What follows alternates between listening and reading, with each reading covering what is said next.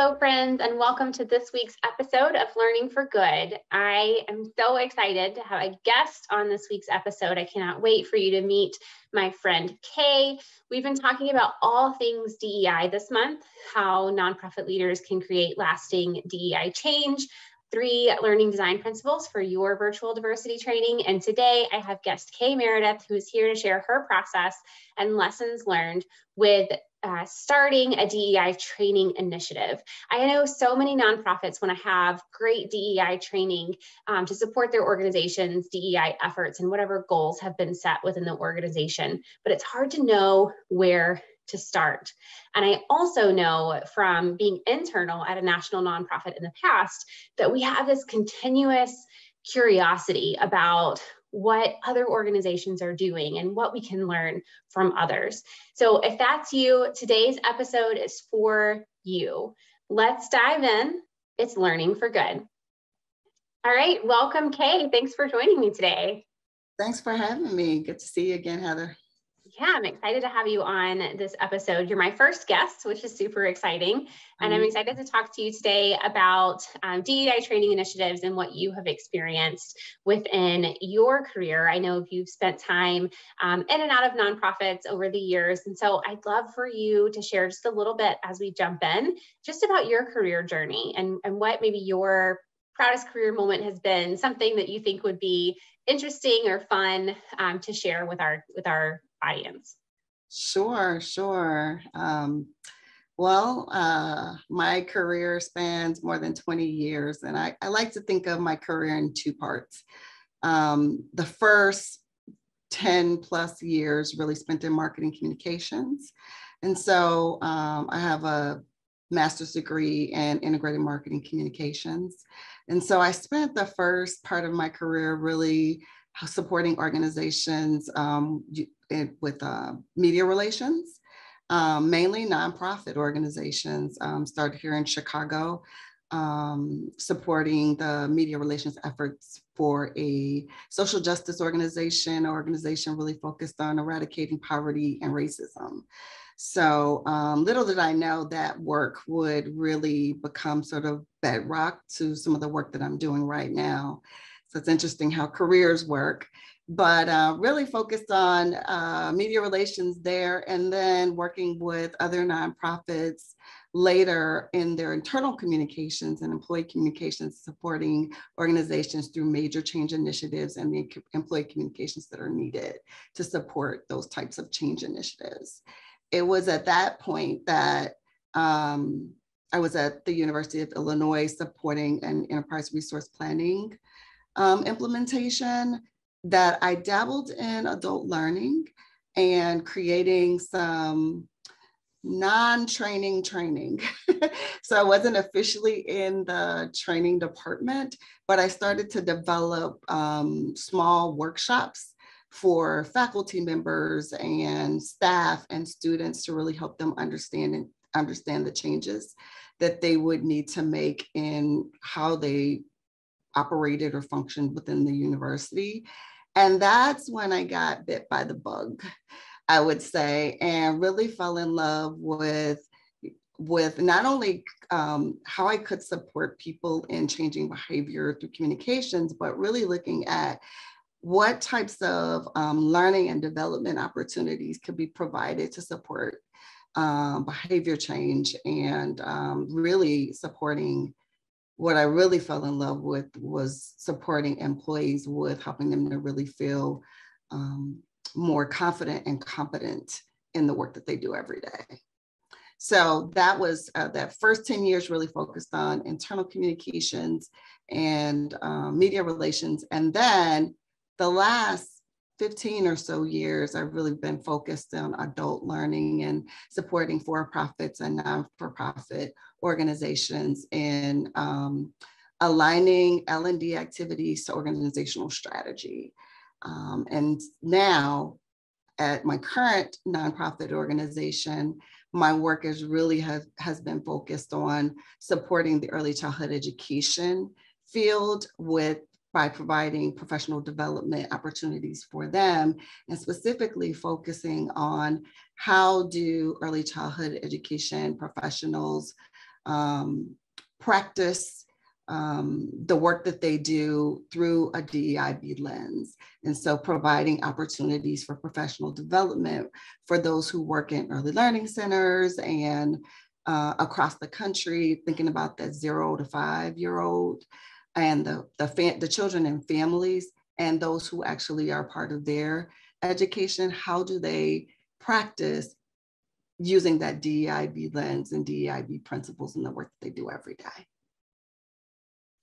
Wow, what an interesting space to be in, right? Working with, our youngest, really our youngest people in the nation and their families to figure out how do we really start to do all of this work with that layer of inclusion and that layer of equity, and making sure that we're really helping people feel like they belong and preparing people. And like you said, integrating some of that behavior change aspect of it into it as well. So tell me a little bit about, so for this particular initiative that you're a part of, how did it start? What was maybe the driving force behind it, or the impact that the organization was hoping to see? Yeah, well, it has been a priority for the leadership in the organization and board to really focus in this area. The goal, part of the focus of the organization that I work for is really, it's early childhood education, but really looking at how can we provide the professional development that focuses on supporting children and families and really closing the opportunity gap for children and families. So with that kind of mission, it has been a natural fit to really look at how do early childhood professionals show up every day and do the work that they do, and how do they do that with the lens towards diversity, inclusion, and equity. So has been for a long time a priority for the organization. I would say since I've been with the organization, which has been just under a year right now, has really become into more of a priority. It has been prioritized even more for the organization, thinking about challenges within the field and in our nation, really, and how our communities are diverse, and how we engage with communities, particularly children and families, is so important. Great. So it sounds like it's a really good fit with the mission, and you have the support of leadership, you have the support of the board, because they are driving kind of an organization-wide effort, and then you're able to focus in on the professional development that those early childhood educators need in order to serve families well. So how did you decide what goals or objectives you were going to set for the DEI training itself? Well, prior to coming to the organization, there was quite a bit of work already underway to really identify what those goals were. So there was some market research with early childhood professionals and other types of activities that the organization had already in place, had already conducted research, and that was already in place when I came to the organization. What our goals really are broadly is really to create welcoming and inclusive learning experiences for professionals within early childhood education field, to impact practice, how they actually do their work and show up every day to close the opportunity gap for children and families. So that is broadly what our goals are. And so there was lots of activities that were done prior to me getting to the organization that led down this path of this sort of broad goal that we have. Great. And then based on those goals and what you're trying to achieve, what did you all decide to offer in the terms of training? Yeah. So I would say, so there's kind of two different large streams of work that is happening in the organization. I think this is very common for organizations to, I hope some of your viewers and listeners would probably identify with this. There's the internal work for the organization, right? That happens with related to DEI. But then Start Early, which is the organization that I work for, that we actually offer professional development for the early childhood education field across the country. So there's how does DEI shape the work that we do, and how does what we do help impact those whom we're serving with professional development. So these two streams of work, the internal organizational work that's happening simultaneously to the Learning Hub, which is part of the division that I work for, really looking at how do we offer professional development to help early childhood education professionals build their knowledge and skills from a DEI lens. So those two parallel tracks of work are happening. So from the perspective of how we offer professional development, we're looking at sort of three areas of work, or where we've really been focused on is 3 areas of work related to professional development. One, we conducted an audit with an external organization of our professional development. So we took a subset of all the professional development offerings that we offer, a subset of them, and we work with an external company to really look at them from a DEI lens and to provide some recommendations for us as we think about content creation and delivery, as well as facilitation. So that was sort of one of the early steps that we took.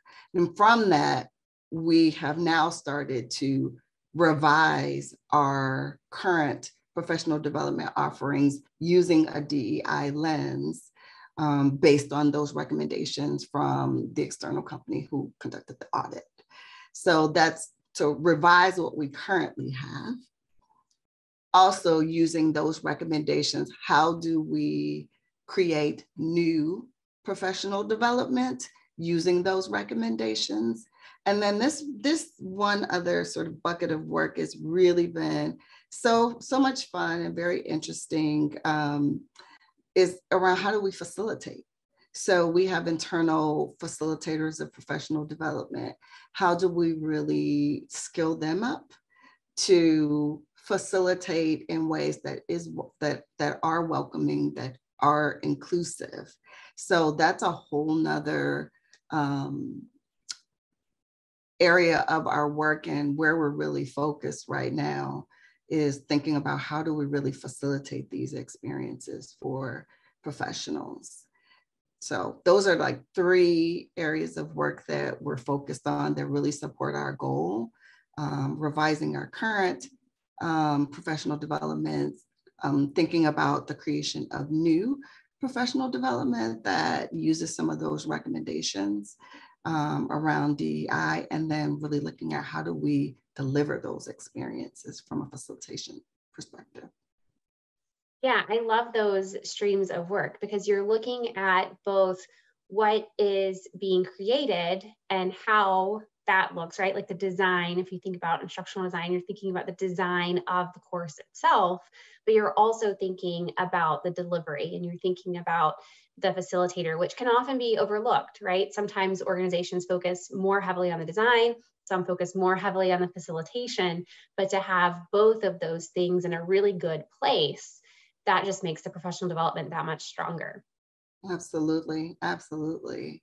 We're also looking, just following up on the critical role that facilitators play, looking at how do we build an internal certification for our 150 plus facilitators that we have in the organization.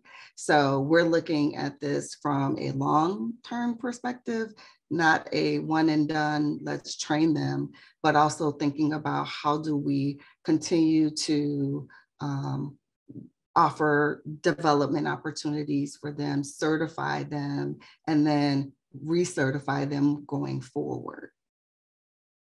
Yeah, I love the sustainability of that, and really thinking through how do we create quality and maintain it, once that has been created. What challenges have you experienced as you've started thinking through these 3 streams of work that you have? It's definitely been a challenge to think through the cadence of things, keeping in mind that there's this internal work that needs to happen within the organization around diversity, inclusion, equity, and belonging. So the internal work that's happening in terms of providing opportunities for the staff at the organization to develop and lean into their own journey around DEIB. So that work is happening at the same time we're looking at the work that we offer to the early childhood workforce. So what has been challenging is to consistently stay aligned with what's happening within the organization and just understanding the ebb and flow that needs to happen and what makes sense to do first and what makes sense to wait. So those types of consistent sort of evaluations that are happening has been challenging and has added an interesting dynamic to the work. And I can imagine that would be complex in any situation, but when you're talking about diversity, equity, inclusion, and belonging work, everyone is on kind of an individual journey, and then there's the organizational journey, and now you're adding in a layer of really almost the customer facing, right? Like your learners and thinking through what their journey might look like as well. So it's definitely complex and a lot of layers to keep in alignment for sure. I don't remember if you said exactly when this initiative started. I know you said some work had been done prior to you joining the organization, but I would assume that even early in a process like this, you're going to see some wins. You're going to see some things that are going well that you can celebrate. So tell me a little bit about that. Definitely some wins, definitely. One in particular, if you think about the internal work that we just talked about and the customer facing work that we've been doing, I would say one of the wins is actually working with staff from across the divisions within the organization around revising current professional development offerings. So I have the opportunity to work with this passionate team of individuals from across the divisions of work, or 8 or 9 divisions within the organization, as they are leaning into their own personal journey, but also working collaboratively as a team to revise the current. And some of our discussions revise the current professional development. So there's this sort of tactical piece of we're going to work together and revise our current professional development offerings. For example, how do we, what types of inclusive language do we need to include? So for our field, sometimes within our professional development, we would actually have parents in there. So now we're thinking more inclusively in that it could be parents, but also caregivers, but also families when you think about the diversity in our communities and how children are cared for and supported. So it's that tactical piece of revising our professional development and thinking about inclusive language, but then we're also having these wonderful discussions, transformative discussions around how these revisions are, how are we experiencing them in our own lives when we think about DEI concepts. So, and then they're also thinking about how they also facilitate. So how do we engage participants in our virtual learning offerings with co-creating a group norms Like, how do we facilitate that dialogue? And how are we being inclusive and welcoming in that space? So it's all of these types of, so they are going through their own personal journeys while being called upon to revise professional development for the workforce. But all of these really, really nice conversations are happening, and it's done in collaboration with their colleagues, and there's the safe space and brave space at the same time. Sometimes those conversations, those collaborative spaces are incredibly meaningful and powerful. So I love that that is happening and that you're seeing that and able to celebrate that. Ultimately, how will you know when you're successful? I know DEI work is never really done, but what are you aiming towards, or how will you know that what you've done has been successful for the organization? Yeah.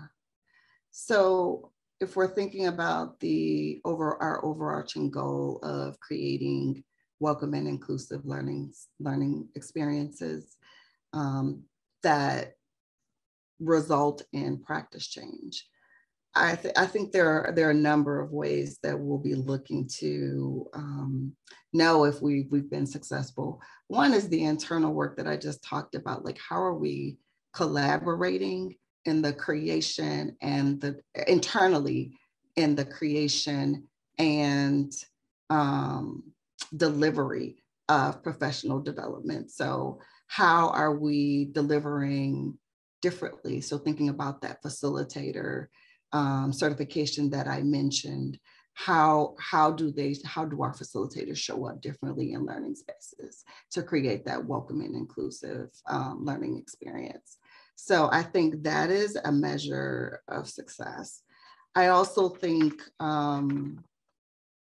that we'll be looking at opportunities to measure practice change within the field. It is an opportunity for us. It is something that we think about all the time and are looking for our opportunities to really measure that change within organizations across the country who are participants within our professional development. So I think that is something we'll be looking to help us know when we're successful. And I think when we look at how we design learning experiences, I think that when we take a look at the old versus the new, I think we'll know that we're on the track towards success when we can design experiences that are welcoming and inclusive. So those are three ways: how we design, how we deliver from a facilitation standpoint, and ultimately looking at how are these really impacting practice within the field. Yeah, those sound like great measures of success, to be able to look at what you're creating, how it's delivered, and then ultimately, right, the impact, the larger impact that you're having out in the early childhood education field. Well, Kate, it has been so great to have you on today. I'm so excited that you were my first guest on Learning for Good. Thank you for joining and for sharing all of your just wealth of information. You bring such a thoughtful lens to everything that you do. And I have no doubt that you are doing the same in this particular initiative as well. So thank you for joining today and for sharing with my audience, my Learning for Good audience here today. Thank you. It's been an honor and a extra special honor to be your first guest. We have so much to learn from each other, and it's one of the things that I hope to bring to all of you, my Learning for Good listeners. If you're ready to start your DEI training initiative, head over to my website and let's work together to help your staff and your volunteers feel like they really belong.